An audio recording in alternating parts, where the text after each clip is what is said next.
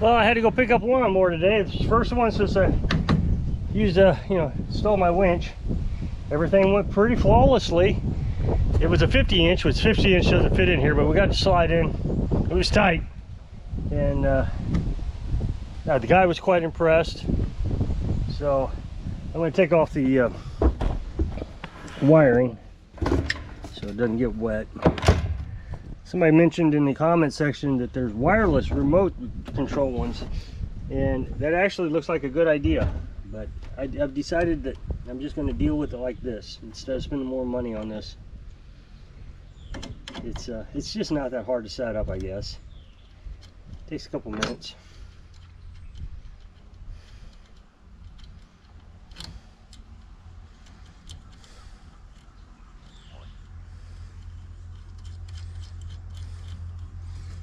$10mm.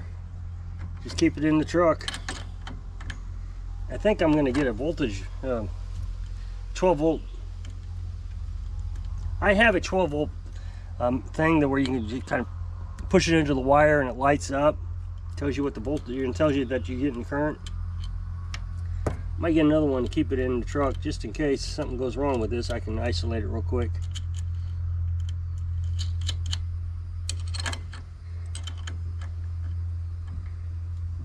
And that's all there is to it, to hooking it up and disconnecting it. And I'll put this in the truck. And then the only other thing I having problems with is, I told you before that I should cut the boards out another inch or two to come across this. Somebody suggested I move it up front. Pretty big gap there, so this truck's been abused, so that got bent in. So I think what I did here worked pretty good. That works really just fantastic. I just don't have another one, and I didn't want to buy another one because they come in a set of 4 and I only needed one. So I've been trying to modify this. So I'm going to try to modify it one more time, see if we can figure out if we can keep this. What happens is it drops down and it just bends everything.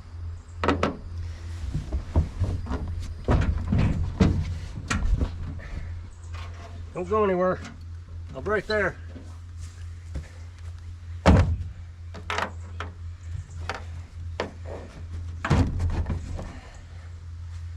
And I think you can see.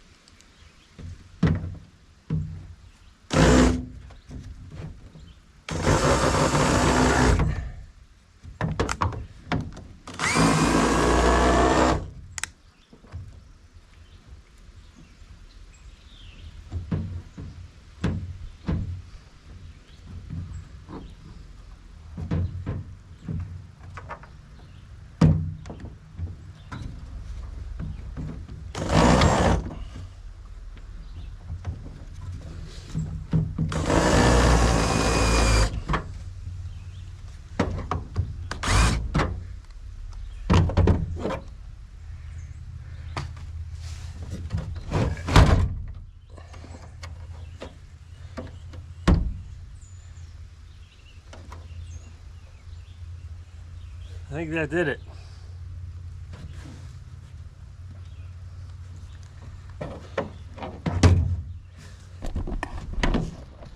Okay, so I guess I need to grab the remote. I forgot to grab the remote.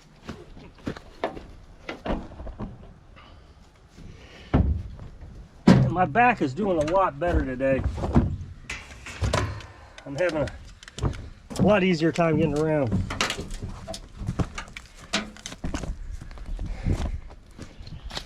Which is just fantastic news. I mean, that's only 3 days, so.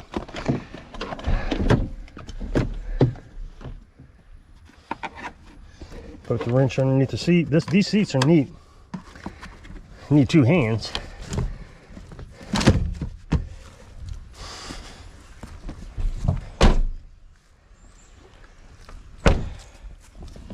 So, what else? What are we doing today? Okay, so I had to go get this Cub Cadet. This is the second Cub Cadet we've gotten in 2 days. This, he wanted me to change the fuel line, and I agree with him. It was completely clogged from here to the tank, completely clogged. So, but I asked him, if it doesn't run after I get the fuel line fixed, do you want me to continue working on it? He said, no, it'll run. Well, I got fuel line fixed and it didn't run, so I didn't think it was going to. So we're getting fuel. I still got to replace this one, but we're getting fuel. So the carburetor was clogged. The thing is you figure that if the gas was solidified enough to clog the fuel line, that it would have solidified enough to clog the carburetor also. The carburetor always gets nailed because there's just not a huge volume of gasoline in there. So parts will be here on this for Monday, and then we can get this back to him. And the thing is I get to charge delivery fees, so you know that's extra money, and it really is. It's kind of fun to go out sometimes, pick up lawnmower. And Carolyn, I told you in the past, she's been feeding this dog, this stray. It's so sad. It won't let us touch her. So she was feeding it, and then she was feeding it at nighttime because we thought she was coming around at night. And every night the food was gone. Well, Carolyn got to thinking it's probably not the dog anymore. The dog has probably died. It's something else. So we put out a camera, but it didn't the battery didn't last long enough, which I didn't think it was going to. But during the time, another dog did come up and eat the food. I don't think it ate all the food, but it did eat some of the food. So Carolyn finished up what she had, whatever was left over. You know, some canned food or what she had, and then stopped feeding it. But we hadn't seen her in probably a month, so we was pretty sure that she died or animal control came and got her. We saw 2 animal control yesterday. That's odd. They're never out here. So pretty much forgot about it, and then I was working on this lawnmower here, this Cub Cadet. And she startled me. The dog came over here. I mean, pretty closer than normal. And I noticed her and I said, Carolyn, your dog's here. So we didn't have any food, so we went and got some canned chicken. Carolyn fed her. And then she came back wanting more food, so all we had was cat food. No. Carolyn had a frozen ham bone. So she gave the bone to the dog, and the dog carried it off and hasn't been back. So we know the dog's still alive. So I told Carolyn, well, now we know she was eating at night. She had to have been eating at night.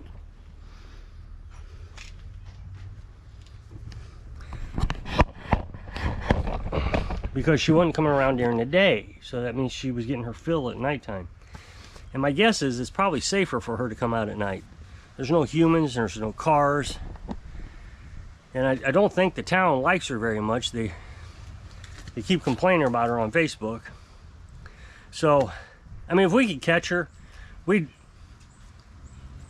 Googled this. How do you catch a stray dog? And we're doing the right thing. We just keep feeding it and keep trying to make friends with it and hope for the best. But with her eating at night, we may never catch her.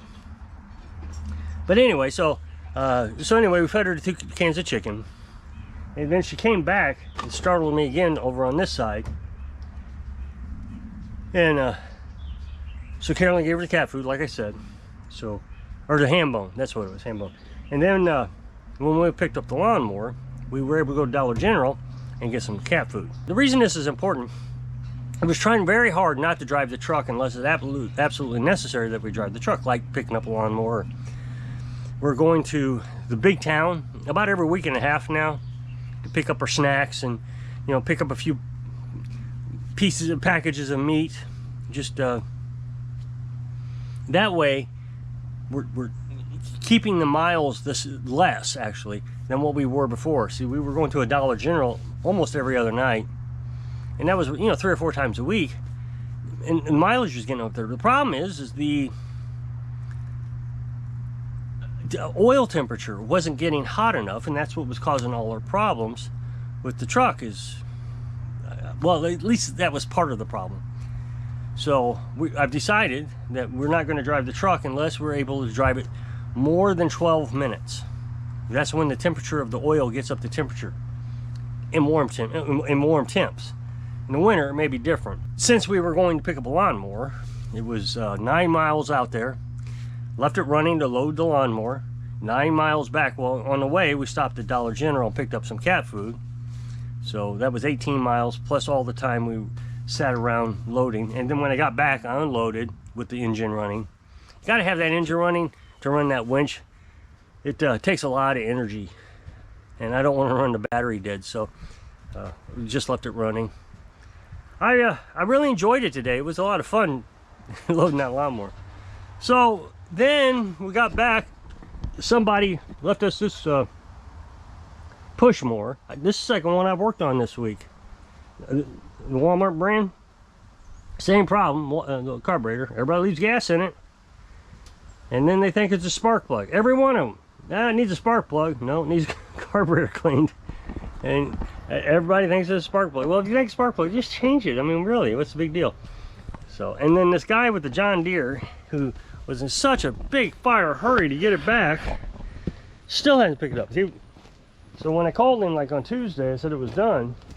He says, well, I guess I won't be able to pick it up till Thursday. Well, today's Thursday, and he's still not here.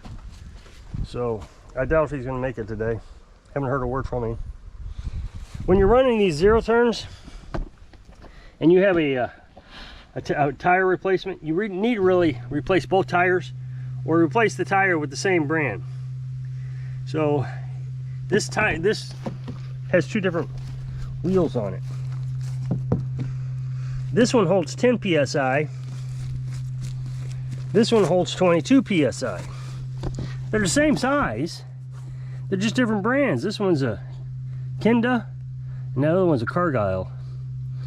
So on these zero turns, and I'm really starting to find out nobody likes zero turns. But on these zero turns, it throws your steering off. You'll start veering off to one side or another. So I had to adjust it. Well, what I decided to do was air the other one up to 22 pounds, even though it's max pressure 10. And because the sticks were off center a lot after I made the adjustment. So I'm going to tell him that